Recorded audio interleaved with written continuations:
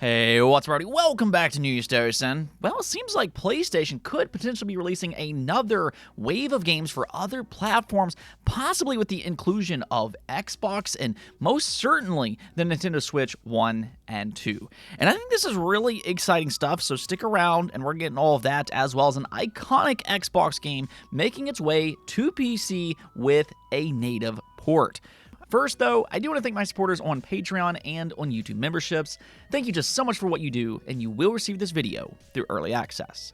Let's go and get right into things, though, starting off with Ubisoft. We got news for two of their games, with the first being Rayman. Of course, yesterday we talked about the rumor that they're working on a Rayman Legends remake out of all games, which is absolutely absurd if true, but now a Rayman 30th Anniversary Edition appeared on the Australian rating board.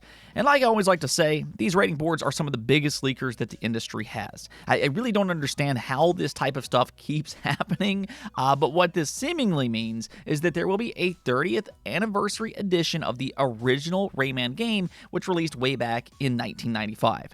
So they're about a year late to this, but I do wonder what the extent of this new edition could be. You know, could this potentially be a remake in the same essence as Legends and Origins, or is it more in line with something like a simple remaster? I mean, either which way, it is interesting that Ubisoft is actually paying attention to the Rayman series, which is, you know, better than what we've gotten for the past decade. So I'm going to go and take this as a small win, really, no matter what happens. Now, as for the other Ubisoft title, though, this is in regards to the now canceled Prince of Persia: Sands of Time remake. Some concept art did leak out online, and you can see the two main characters here. I actually do think that it looks fairly decent in these photos, and much better than the leaked footage that popped up online a few months back. But that's what I really want to talk about today, because a Ubisoft designer revealed some information via Reddit about the now canceled project. I believe this information has since been taken offline, but the internet, as we know, can't be completely erased, and images quickly circulated online. And there was one thing that they said that I thought really stood out, and it was that they said that the character designs that we saw in that leak a few months back were not final, but that there were a lot of opinions about what the final look should be, and that led to a lot of back and forth internally. Allegedly, there wasn't a single clear vision, and there was a lot of head clashing over this issue and others, and I think that speaks volumes about why this game ultimately failed to release, and why Ubisoft got fed up with its overly long development time. And it really shouldn't have been that difficult. You know, this is a remake, so just make it faithful to the original design, and guess what? Your fan base will probably be happy. But it sounds like there were some employees that kind of went rogue and tried to insert their own view of what they thought the game should look like and feel like. So there you go. Ubisoft being Ubisoft, and that's kind of what happened to this project. All right, now we also got an update for the Super Mario Galaxy movie. Now, just as a heads up here, though, I can't post movie footage on YouTube, or they'll strike me. But the new trailer is out now. I definitely recommend watching it. In my opinion, it was very good. And we got a new reveal for Yoshi and Birdo, which, hey, that's kind of cool. But the big news here is that it will launch into theaters on April 1st. I mean, definitely an odd day to launch a movie, April Fool's Day, but ultimately I am optimistic based on what they've shown so far. I enjoyed the first movie. I would have changed a few things about it, but still, I think the sequel looks like it could potentially be even better, so I'm very hopeful, to say the least. All right, now let's just go and get into this PlayStation situation, though, because it was recently spotted that Sony Japan posted a new job listing for an assistant release manager, which, okay, that's not necessarily a big deal, but fans quickly noticed that the location seems to point to Gaillard Studios, which is affiliated with none other than Bandai Namco. Now, that's where things start to become very interesting, because if you've been paying attention these past couple of years, Sony has been partnering up with Bandai Namco for multi-platform games. They did this with a number of classic titles, including Patapon, Everybody's Golf, and Freedom Wars Remastered, which all released on the Nintendo Switch. Now, we also know pretty definitively that PlayStation has some ambition for more multiplayer games, and we know that for various different reasons. For one, they have committed to a more multi-platform future when it comes to their live service games, and you can see that with both Helldivers 2 and the upcoming Marathon, which are on Xbox and on PC as well.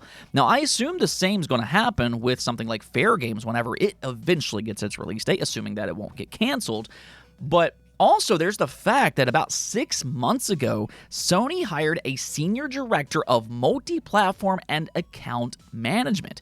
And that title specifically noted that it's a quote-unquote critical leadership role responsible for shaping and executing a global commercial strategy for PlayStation games across all digital platforms beyond PlayStation hardware, hence PC, Xbox, and Nintendo. So I know some people don't like the idea of PlayStation being a more multi-platform company, but the fact is that it is indeed happening, or at least to some degree.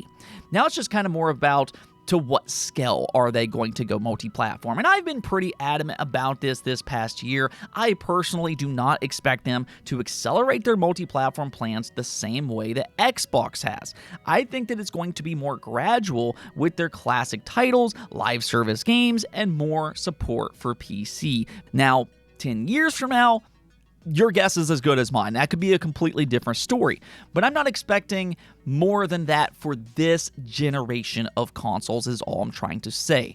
What this new listing likely means, though, is that they might be planning more classic PlayStation games for a multi-platform release. And I see that as a win for everybody involved. I mean, for one, PlayStation fans can go back and relive these games maybe in a better format than ever before. So that's a win for PlayStation fans. And then beyond that, PlayStation has a lot of beloved franchises that would be beloved pretty much everywhere, whether that be something like Jak and Daxter, Ratchet & Clank, Sly Cooper, there's the Infamous series, Killzone, Ape Escape, and the list goes on and on and on.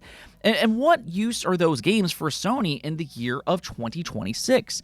Right now, they're only being utilized for PlayStation Plus Premium, and that's really just with PS1 and PS2 games. We haven't even started talking about PS3 games yet. But I imagine they would make a lot more money by putting out some retail releases of these games on all platforms. In fact, a lot of the games that I just mentioned would feel perfect on, let's say, a Nintendo console, just like Patapon did. Now, that's kind of the thing about this, though. So far, it seems like Bandai Namco likes the idea of porting some of the old Sony Japan studio games, like Everybody's Golf and Patapon.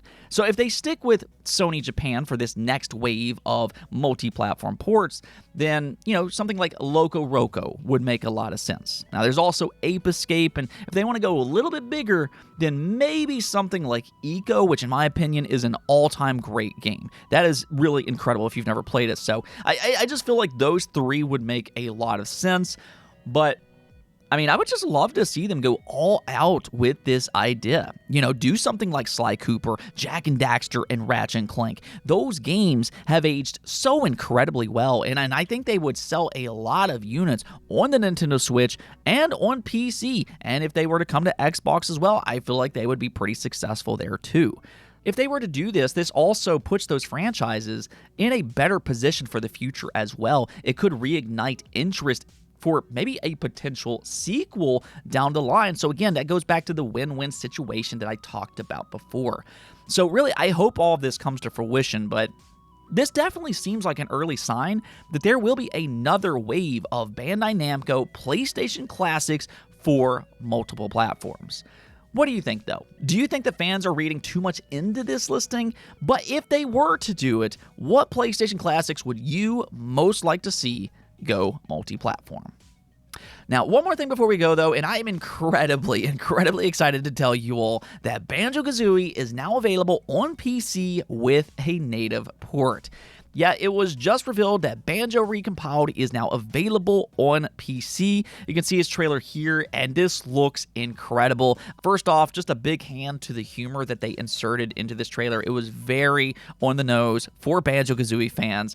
But yeah, this includes a lot of extra stuff. It has a high frame rate mode, ultra widescreen support. It has dual analog cameras, which is a huge addition for anybody coming from the Nintendo 64 title. It's also got note savings, which means that you won't lose your notes every single time that you exit a level. There will be texture packs if you want some extra HD features, and it even has mod support. In other words, fan-made games like Jiggies in Time, as one such example, can be played through the new Recompiled PC project. And by the way, this is all available as we speak. I mean, I'm going to go download this right away and install it on my Steam Deck and hopefully, eventually, on the Steam machine as well. And we're still kind of waiting for the price for that, and we'll see. But I feel like this will be a perfect game to pair with the Steam Deck especially. But this might now be the definitive way to play Banjo-Kazooie. Before this, I would have definitely said the Xbox Live Arcade version, which honestly, that could still be the best way if you want things like achievements, and plus it's really just an easy way to jump in and play it. But I do like the fact that the PC port is going to have all of these extra things as well, and it's now going to be playable on so many more devices. So with Banjo being one of my all-time favorite games, and with Microsoft doing just so little with the franchise in years, I am thrilled by this news, to say the least. Anyways, though, that's going to be it for this episode. But until next time, make sure to subscribe, ring that bell, and peace out.